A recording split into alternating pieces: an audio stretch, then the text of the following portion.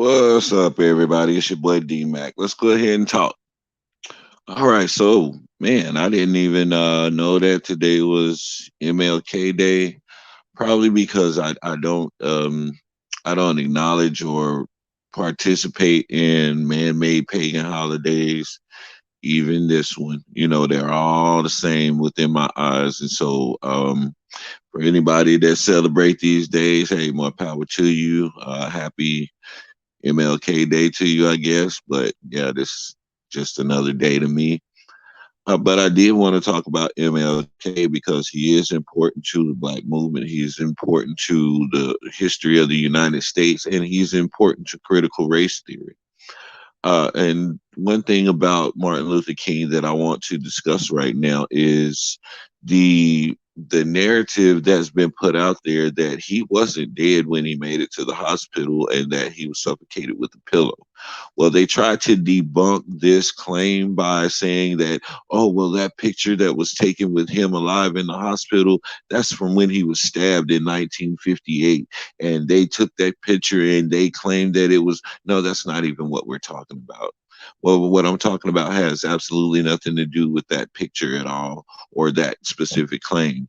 What I am talking about is the nurse who gave her a testimony stating that she was in the room whenever Martin Luther King Jr. was brought in, and that there was a doctor along with men in suits in the room.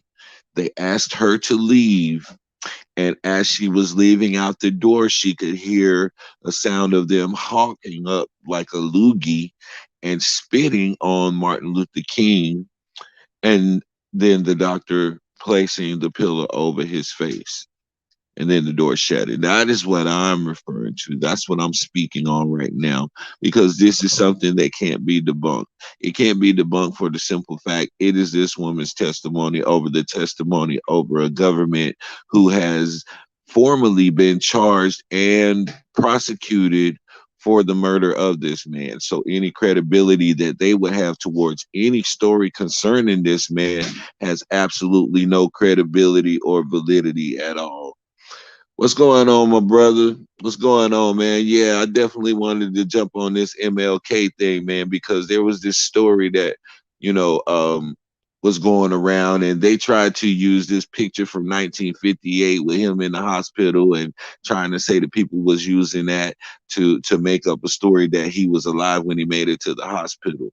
But we know in all actuality that wouldn't be the picture, because if you're shot in the head, you're not going to be in that type of condition that that person was in that picture. So this is something they tried to use to confuse people.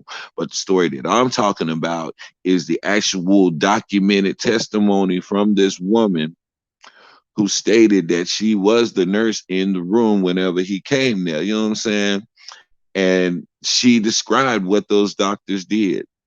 Now, we're thinking about back in the 50s and 60s. So it's nothing for them to be able to cover up what they've done to our leaders, because they slain a lot of our leaders back in those days, and they were covered up to this very day.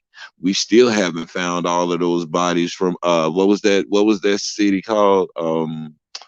Down in, oh, well, the whole Black Wall Street thing. We still haven't found all of the bodies from the people who were slain down there. So there's, yeah, the documentation, brother. We have where the family has sued the government for the death of Martin Luther King, and they won. So we know that this government had it out for them. And so anything that this government or this media would try to say to debunk the fact that they went to further lengths to make sure that this man was taken out, I would absolutely 100% not believe them.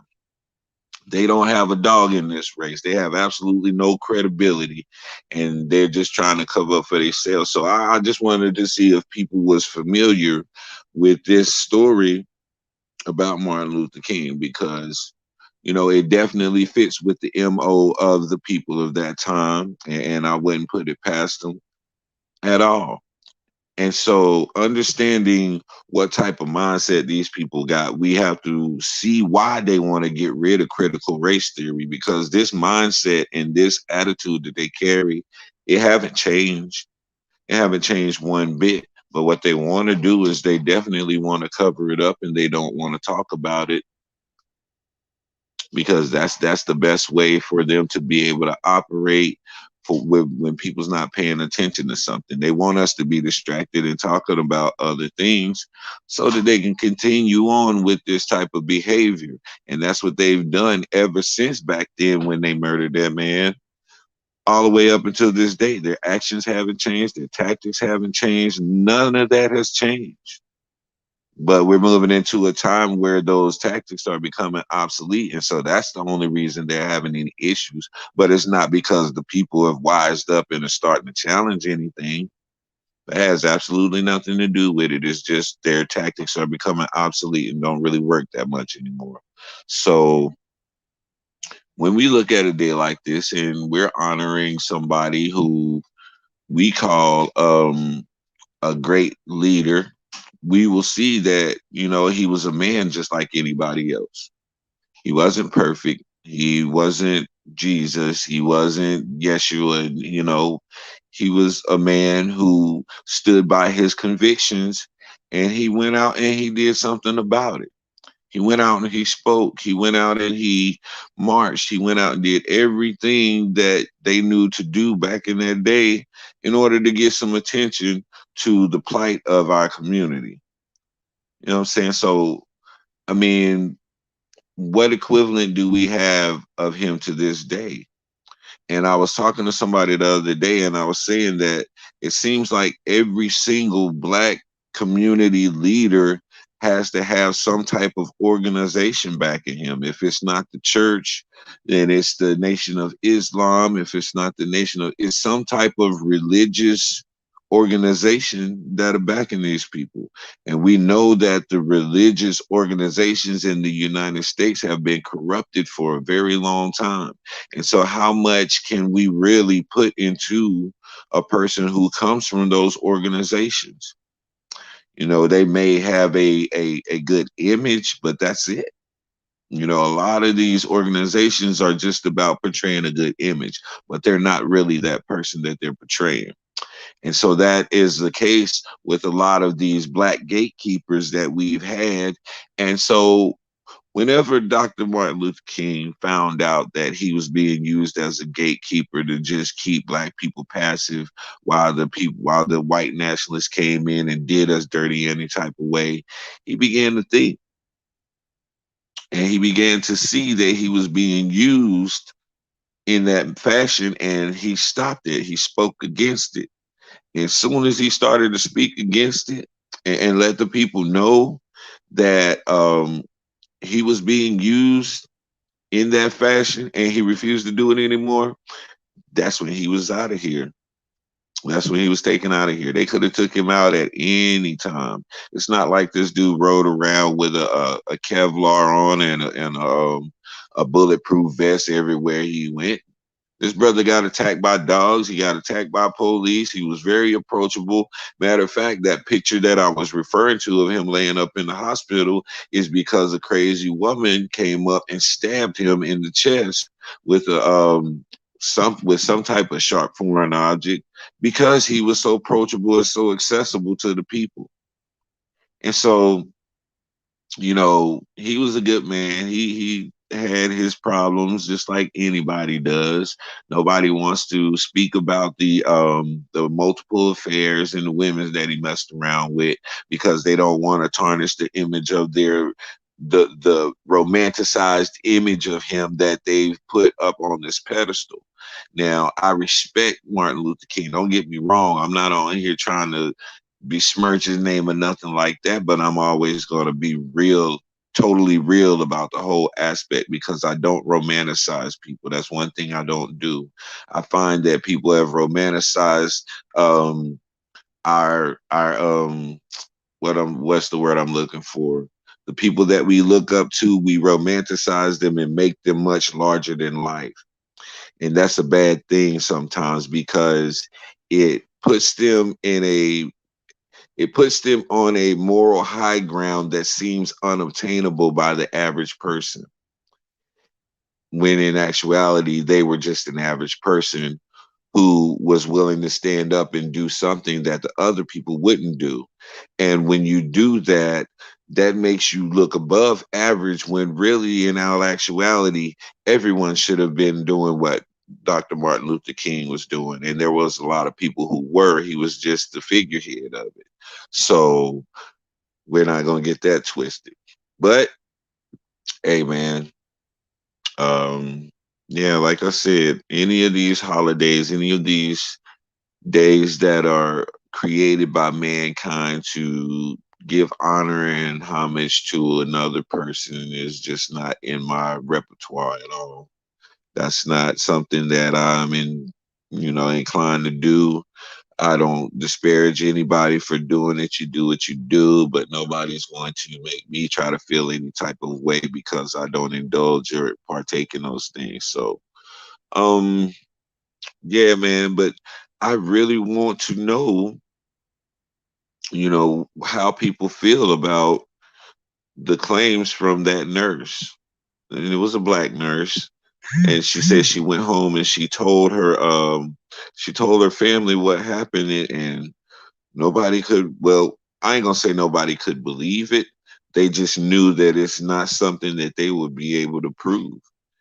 And for a lady to carry that burden for all of these years, it had to be hard. And every time this day rolls around, I can just imagine what that day is like for her, because she saw something that none of us was privy to.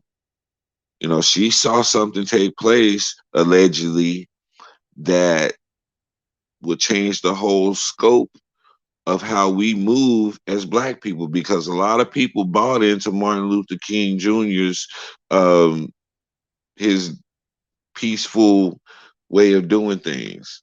And then you had people who bought into Malcolm's way of doing things. But nevertheless, Malcolm and Martin respected each other.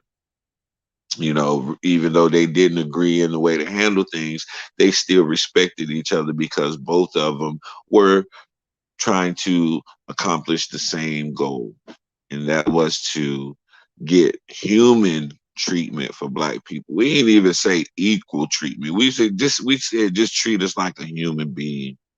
We ain't say treat us like a king. We ain't say treat us like any type of position, any type of social standing position. We never claimed any of that or asked for any of that.